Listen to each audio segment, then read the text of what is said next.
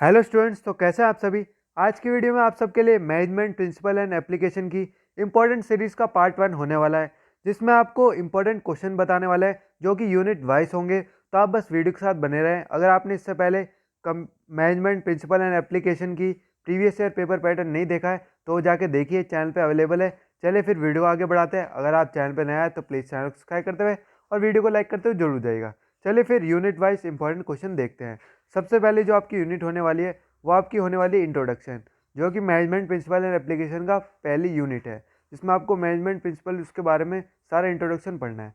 तो उसके मैं आपको इंपॉर्टेंट क्वेश्चन बता देता हूँ। सबसे पहले define management, discuss it nature and significance. What are the objectives and scope of management, discuss. Write a brief note on development of management thought. Evaluate the contribution made by Henry Fayol to the growth of managerial thought. Design scientific management. Discuss about the Taylor scientific management. Critically evaluate the contingencies approach of management. What is management by objective, MBO क्या है? Describe its के feature and advantage describe कीजिए। ये तो हो गया आपके unit 1 में 8वां question. Discuss the process and limitation of MBO. Write the different skills required by a manager in the modern business world. 10th question. Fayol is considered as a father of modern management theory. Discuss the statement. ऐसे statement wise वाले question काफ़ी पूछे जाते हैं soul के अंदर। आपको 1 से 2 क्वेश्चन ऐसे मिल जाएंगे। Write a short note. Management as a process बताइए। System approach of management, manager skills. तो आप ये सारे क्वेश्चन कर ले जाते तो आपकी यूनिट 1 का एक ओवरव्यू कवर हो जाएगा। ये नहीं होगा सारा डीप हो जाएगा, पर आपको यूनिट 1 पूरी समझ में आ जाएगी। तो आप इससे यूनिट 1 पूरी कर सकते हैं कवर इन इंपॉर्टेंट 11 क्वेश्चन से। अब चलिए यूनिट 2 की तरफ चलते हैं, जो कि आप की होने वाली है प्लानिंग। आप यूनिट 1 का स्क्रीनशॉट ले लीजिए। अब आता है यूनिट 2 पे, जो कि सबसे पहला क्वेश्चन है डिफाइन प्लानिंग क्या होती है। Discuss the process of planning in details. Give the meaning of planning क्या होती है, उसके फीचर एंड सिग्निफिकेंस बताइए। और इस टाइप के स्टेटमेंट वाले क्वेश्चन बहुत पूछे जाते हैं। Planning is a important function of management. इसके ऊपर कमेंट कीजिए या discuss the statement with reason. Planning is a intellectual process, the concept determines of course of action. इसमें ज़्यादातर हमेशा सही लिखी होती है डिफाइन, पर कभी कभार गलत भी लिखी होती है। तो आपको उसको कमेंट करके उससे सही बताना कि ये सही है तो किस वजह से और नहीं है तो किस वजह से। What are the advantages, limitation of planning? What are the fundamentals, principle of planning in management? आपके लिए और भी इंपॉर्टेंट क्वेश्चन लाएंगे, बस आप चैनल के साथ जुड़े रहिएगा। आज तो इस यूनिट वाइज सारे काम चलेंगे। आप what is mean by decision making. कल आपको नोट्स और इसके इंपॉर्टेंट क्वेश्चन भी मिल जाएंगे, जैसे अवेलेबल होंगे आपको प्रोवाइड करा दिए जाएंगे। Explain the role of decision making in management. Discuss elaborately the different techniques of decision making. Process of decision making का प्रोसेस बताइए। इसमें शॉर्ट नोट आ गए। डिसीजन मेकिंग क्या होती है, इंपॉर्टेंस क्या है प्लानिंग की, प्रोसेस ऑफ डिसीजन मेकिंग क्या है और प्लानिंग प्रीमिसेस। ये वाला छपने वाला क्वेश्चन है, काफ़ी बार शॉर्ट नोट में पूछ लिया जाता है। मैनेजमेंट इंफॉर्मेशन सिस्टम क्या होता है। ये आपके हो गए प्लानिंग के सारे इंपॉर्टेंट क्वेश्चन। इसका भी स्क्रीनशॉट ले लीजिए। अब आते हैं यूनिट 3 के ऊपर, जो आपकी होने वाली organizing. Discuss the concept of organization and organizing. इनमें क्या डिफरेंस है और उसका कॉन्सेप्ट बताइए। Discuss elaborate the different techniques of organizing. Second question, discuss the concept and significance of organizing. Discuss the meaning and nature and process of organize. जितने भी organising के बारे में डीप नॉलेज है आप सब पढ़ लीजिएगा। उसके एडवांटेज और स्टाफ ऑर्गेनाइजिंग क्या होती है। Explain the nature and limitation of line and staff organizing. Span of management, ये छपने वाला क्वेश्चन है। देखिए जो भी मैं इंपॉर्टेंट क्वेश्चन बता रहा हूँ उन सबको जरूर कीजिएगा जो मैं बोल के बता रहा हूँ। स्पैन ऑफ मैनेजमेंट क्या होता है, ये काफ़ी बार रिपीटेड क्वेश्चन है, इसको अच्छे से पढ़ के जरूर जाएगा। जितना भी हो सके 2 से 3 पेज की थ्योरी इसकी पढ़ लीजिएगा। Describe the factor determine the span of management. Explain the significance of span of management.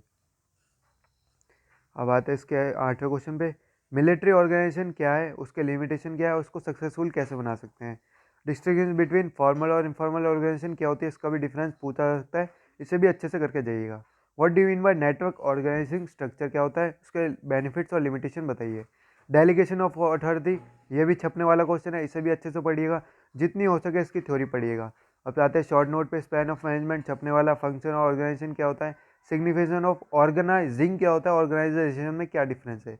Formal और इनफॉर्मल वाला इंपॉर्टेंट डिवीजन ऑफ वर्क, ये हो गया आपके ऑर्गेनाइजिंग के। तो आप इसका स्क्रीनशॉट ले लीजिएगा इंपॉर्टेंट का। अब आते हैं यूनिट 4 पे, जो आपकी होने वाली है स्टाफिंग एंड डायरेक्टिंग या लीडिंग, कुछ भी कह सकते हैं आप। Right a short note on different style of leadership. सबसे इंपॉर्टेंट क्वेश्चन इसके अंदर आपको एक क्वेश्चन आपको मिल ही जाएगा, चाहे वो कहीं से भी मिले। डेमोक्रेटिक कोई भी लीडरशिप हो उसके बारे में पूछ सकता है। Leadership is a dynamic and continuous process. Statement based question भी पूछ सकता है। Discuss the nature importance motivation क्या होता है, मोटिवेशन के जितने भी थ्योरीज है वो सारे अच्छे से रट के जाइएगा। Explain the need hierarchy theory of motivation, hierarchy theory क्या है उसके सारे डायग्राम्स वगैरह सब अच्छे से पढ़ के जाइएगा। Compare and contrast Maslow's theory and Herzberg theory of motivation, ये जितने भी थ्योरी मोटिवेशन है तो उनको अच्छे से रट लीजिएगा। उनके जितने भी एग्जाम्पल है, मीनिंग, प्रोसेस कैसे काम करता है और डायग्राम, क्योंकि इसमें आपको कंटेंट चाहिए होगा काफ़ी लिखने के लिए। लीडरशिप क्या होती है, इसके क्वालिटीज़ क्या है गुड लीडर बनने के।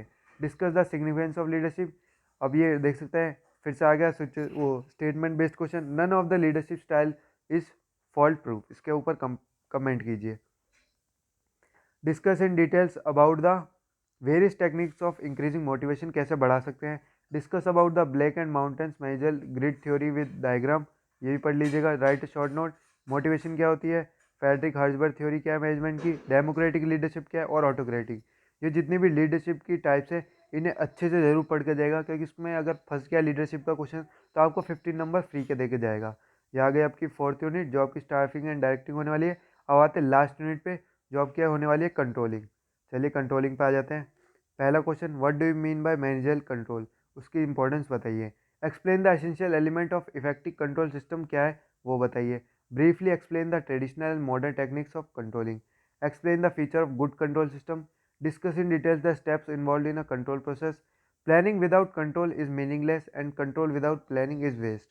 इस टाइप के जो स्टेटमेंट वाले क्वेश्चन है काफ़ी पूछे जाते हैं। इसमें से आपको एक या दो क्वेश्चन फंसा हुआ बिल्कुल मिल जाएगा सोल्व के एग्जाम में। Just the authenticity of statement. Discuss the importance of budget और बजटरी कंट्रोल में क्या डिफरेंस है, उनकी इंपॉर्टेंस बताइए। Discuss the barriers of control, क्या है कंट्रोल्स के बैरियर क्या है जो उनको रोकते हैं। 9th क्वेश्चन पे आते हैं, बजट क्या है उसके वेरियस टाइप्स, बजट जितने भी उनके सारे टाइप्स आपको आने चाहिए। Control is the process of bringing about comfortability of performance with planned action, ये फिर से आपका आ गया स्टेटमेंट बेस्ड क्वेश्चन, इसे भी अच्छे से करके जाएगा।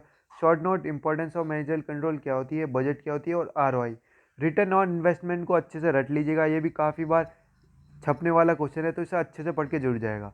और जो भी स्टूडेंट अभी तक मेरी आवाज़ सुन रहे हैं वो कमेंट्स में डायरेक्टिंग जरूर लिखिएगा, ताकि मुझे पता चल जाए कि आपने यहाँ तक वीडियो देखी और आपको वीडियो यूज़फुल होने वाली है। जो भी स्टूडेंट डायरेक्टिंग लिखेंगे तो उन सबकी मैं समझ जाऊँगा वो पूरी वीडियो वॉच करते हैं, उनको क्वेश्चन समझ में आते हैं। चलिए फिर वीडियो को ही ख़त्म करते हैं।